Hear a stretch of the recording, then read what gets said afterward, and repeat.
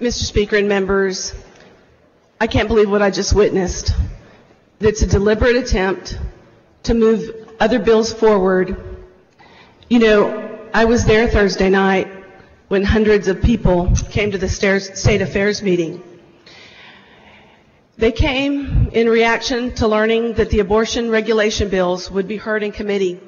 Hundreds of women and men traveled to the Capitol to speak out. As you all know, normally as the testimony on a bill goes on, the number of witnesses on our iPad goes down.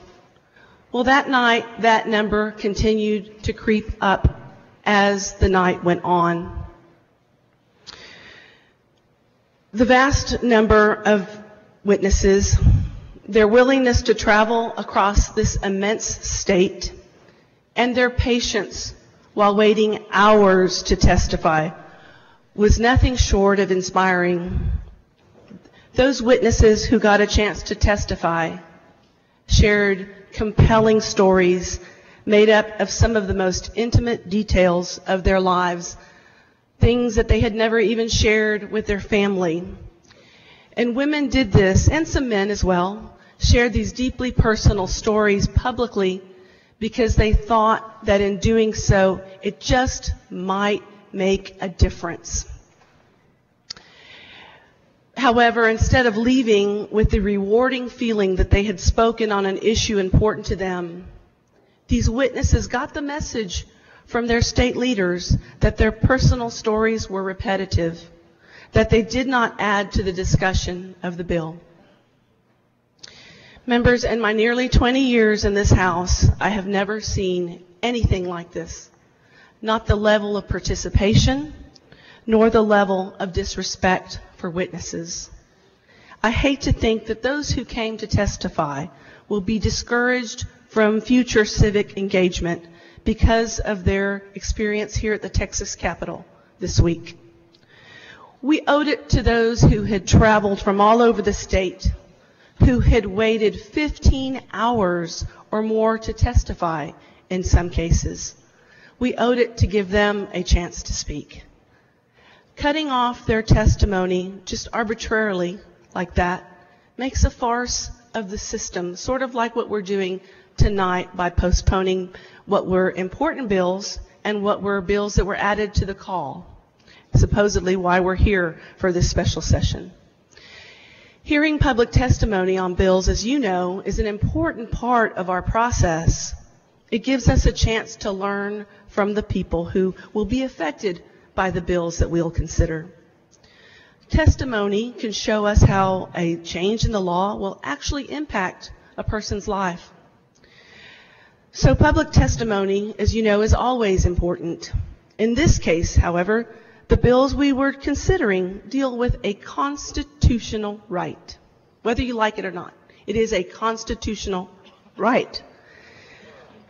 This makes public input on this issue more important. We should never turn people away, but particularly on this issue. Everything about the process related to these abortion regulation bills has smelled of partisan politics, and I guess that's what I find so disturbing. First, each of these measures failed in the regular session.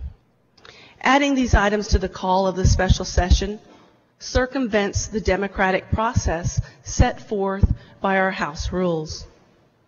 Second, special sessions are about emergency items, and even then, this legislation wasn't added until the second half of the special session. Nothing about these bills is an emergency. Surely, the expansive public opposition to the bills demonstrates that.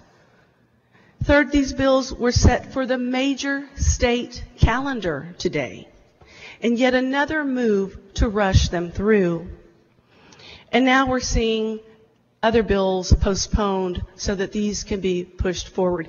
Even the House versions of these bills. And I think that's just, I can't believe we're doing that today. We know that the provisions of the bill are tough when they're tough for Republicans in the Senate to swallow. They had to meet unexpectedly for hours behind closed doors to work out an agreement. Not exactly transparency there. They stripped off a major provision of the bill for expediency before the Senate finally passed the bill. Proponents of the bill have failed to demonstrate any evidence that the regulations imposed by these bills are necessary, nor have they expressed any sign of responsible governance. Community support them. Why have the Texas Medical Association, the Texas Hospital Association, the American Congress of Obstetricians and Gynecologists put their opposition in writing in statements that have been sent to our offices? If these measures were an emergency, why did people show up in droves to oppose them at the State Affairs hearing on a Thursday night, in the middle of the night, in the summertime? We can't get that in a regular session. The committee report shows that of the 613 people that registered just on the bill that we postponed, a whopping 92% of them opposed the bill.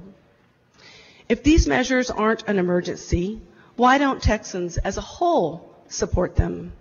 Make no mistake, it's not just people who feel strongly about the issue who oppose the bills. Texas voters as a whole see no need for them. A survey was conducted just this past week, of a representative sample of registered voters in Texas. Tell you who they are. 49% of those surveyed self-identify as Republicans. 37% self-identify as Democrats. Of this number, 46% self-identify as conservatives, 33% self-identify as moderates, and 15% self-identify as liberal.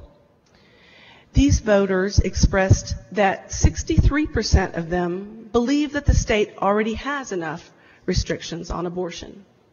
71% believe that the governor and the legislature should be more focused on the economy and jobs.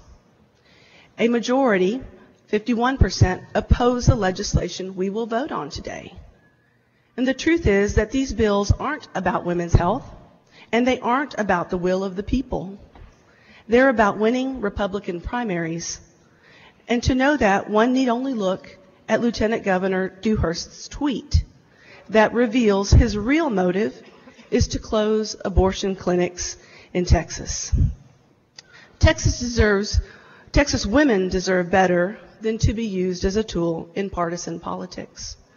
The constituency of Texas expands beyond Republican primary voters. The majority cannot ignore the rest of Texas. This isn't about what the state wants. It's about what Republican primary voters want. Let me remind you that you also have to convince general election voters to vote for you. And Texas women certainly won't forget to remind you of that. Thank you.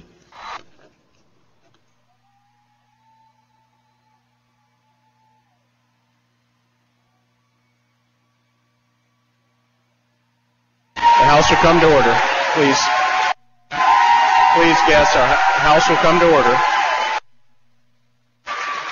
I understand this is a very emotional issue which brought you all here, but I will once again ask you to refrain from displays or